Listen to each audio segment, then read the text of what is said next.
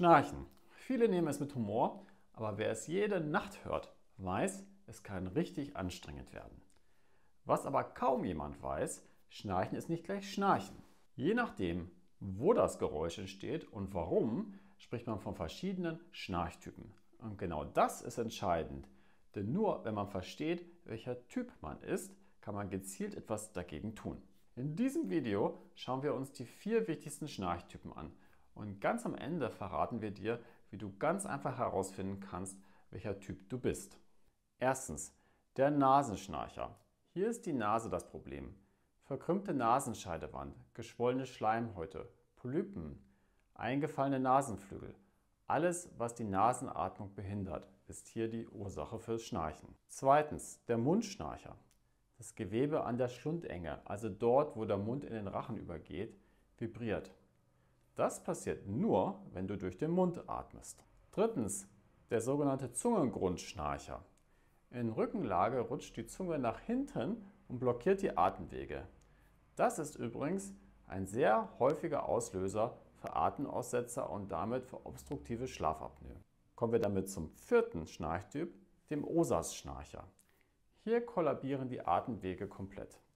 Das ist der gefährliche Typ, über den wir schon gesprochen haben. Jetzt kommt der praktische Teil. Wie merkst du, welcher Schnarchtyp auf dich zutrifft? Ganz einfach, mit ein bisschen Beobachtung und Aufnahmen. Nasenschnarcher. Hoch und gleichmäßig klingendes Schnarchen plus morgens oft verstopfte Nase, dann ist wahrscheinlich die Nase schuld. Zweitens, der Mundschnarcher. Offener Mund beim Schlafen, trockener Hals am Morgen und tiefes, ratterndes Schnarchen. Das klingt stark nach dem klassischen Mundschnarcher. Drittens, der Zungengrundschnarcher.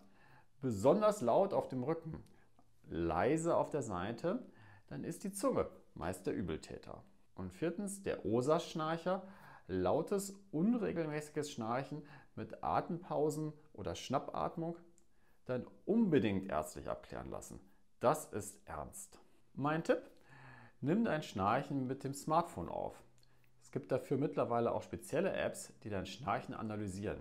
Wir werden einige davon bald hier auf dem Kanal testen. Also am besten gleich den Kanal abonnieren, damit du das nicht verpasst. Egal welcher Schnarchtyp du bist, Nasen-, Mund-, Zungen- oder OSAS-Schnarcher, es lohnt sich, die Ursache genau zu kennen und gezielt anzugehen. Denn besser schlafen heißt nicht nur erholsamere Nächte für dich, sondern auch für alle um dich herum. Also, Augen auf, die eigenen Schlafgewohnheiten checken und bei Bedarf die passende Maßnahme ergreifen. Dein Körper wird es dir danken.